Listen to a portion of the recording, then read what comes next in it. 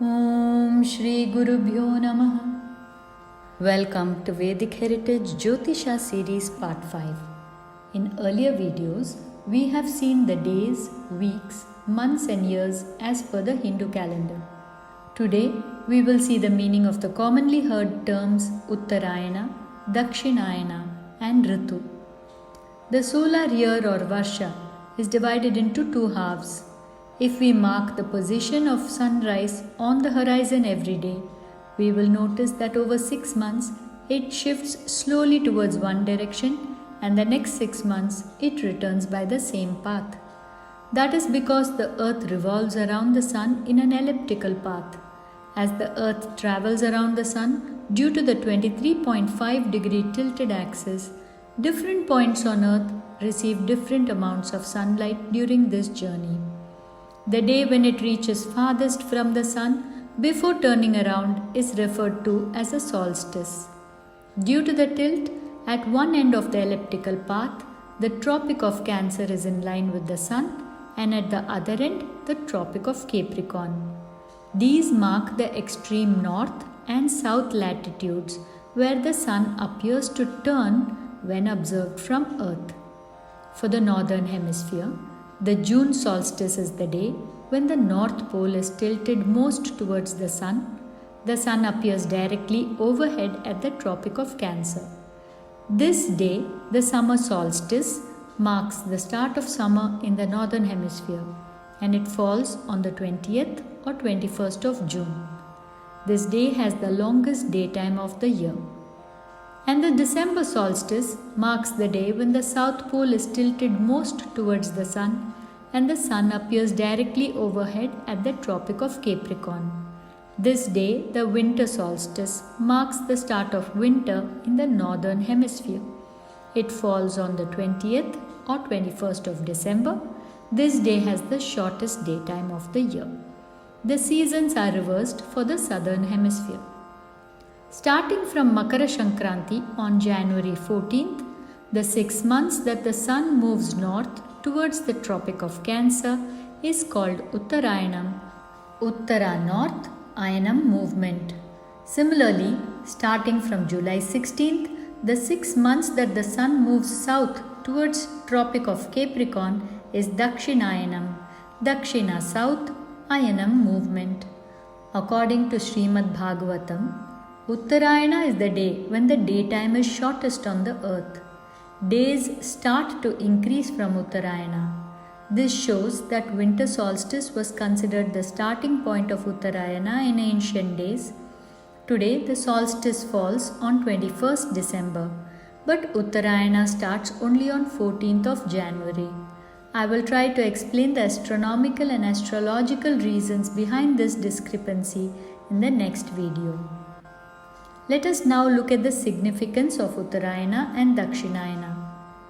Our spiritual as well as traditional practices are all fashioned around them. The sun is seen as a form of the Divine Almighty and is said to have an effect on all our energies. Starting from Makara Sankranti on January 14th, the 6 months of Uttarayana are considered auspicious because we travel towards the sun. Uttarayana marks the daytime of the Devas.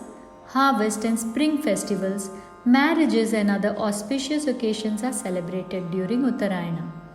This period starts with the short daytimes, thus days become longer every day and light too increases over the next 6 months. Energy levels in our body rise and things happen more easily. We receive spiritual grace and reap the harvest of our previous sadhana or spiritual practices. Uttarayana is also called Kaivalyapada, the period of spirituality, of receptivity, grace and enlightenment. This is the reason Bhishma in Mahabharata chose to wait for Uttarayana before giving up his life. It is the time to harvest human potential, says Sadguru Jagdish Vasudevji, as the chakras above the Anahata or the heart chakra can be worked much more easily towards this purpose. It is also believed that Ganga from heaven reached the earth on this auspicious winter solstice day. Dakshinayana starts on July 16th with long days, and thus the days become shorter every day over the next 6 months. The daylight decreases during Dakshinayana as we move from summer to winter. Solar energy is at its peak at the beginning of Dakshinayana. The sun burns, thus it exhausts our energy. We feel tired and drained. Dakshinayana is the night time of Devas, thus more effort is required and we need to strive harder in this period. Dakshinayana or the southward path is Lord Yama's path. It symbolizes Bhautikvad. We are naturally drawn towards material pursuits and away from the path of spirituality. Therefore, fasting, penance, prayers and purification rites are suggested to counter its influence. Dakshinayana is thus called Sadhana Pada, the period of purification through tapasya and sadhana. The chakras below the Anahata chakra can be purified very easily in this period as our energy is flowing downward in these months. Lord Dakshinamurti, Shiva, in the form of a cosmic teacher, sat facing south or Dakshina to pass on his wisdom. He is associated with this period and praying to him helps us face up to our problems. Problems are the way we learn lessons in life, and this helps us in our spiritual evolution. Lord Vishnu sleeps in this period between Ashada and Kartika months. These 4 months, called Chaturmasya, is considered very holy and is reserved for penance, austerities, fasting, and bathing in holy rivers, all forms of purification of the body and mind. Some devotees observe some type of vow like silence or abstinence from a meal or a favorite food item. Many festivals like Gokulashtami, Ganesh Chaturthi, and Sharad Navratri fall in this period, which keep the mind centered on the divine. The pursuit of material gains is given a spiritual and moral direction through the celebration of Goddess Lakshmi during Deepavali. And the dark energies are countered with lights both during Deepavali and Kartikai Deepam. In some parts of India, marriages and other events are avoided during some months of Dakshinayana. The tilt of the earth gives rise to winter, spring, summer and autumn. But in India, we consider the seasons to be 6 in number. The 12 months or masas are grouped into 6 ritus of 2 masas each. 6 months of Dakshinayana is divided into 3 seasons. Varsha Ritu or monsoon is during Shravana and Bhadra months. Sharad Ritu or autumn prevails in Ashvina and Kartika masas. Hemanta or the late autumn Ritu is during Margasirsha and Pausha. 6 months of Uttarayana is divided into 3 seasons. Shishira Ritu or winter in Magha and Phalguna months, Vasanta Ritu or spring in Chaitra and Vaishakha months, Grishma Ritu summer in Jyeshtha and Ashada months. Many festivals mark each season and specific rituals are followed to ensure our personal energies are in sync with the sun's energy, benefiting us physically, mentally and spiritually. Interestingly, even dietary, yogic and other practices follow these seasons. For example, each season dictates the type of food eaten in different parts of the country. Heavy, greasy food and foods which create heat are eaten in winter. Watery vegetables to hydrate and pungent and salty food which induce sweating are eaten to cool the body in summer.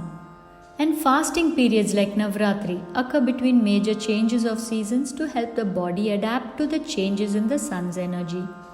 Many festivals like Basant Panchami signal the shift between seasons, helping the layman to shift his dietary pattern. In fact, jaggery and sesame eaten during winter for warmth is thrown into the fire during Baisakhi when the weather starts to turn warm. Once we understand the connect between science and practice, many traditions we follow seem so logical, don't they? To summarize, the earth travels around the sun on an elliptical path.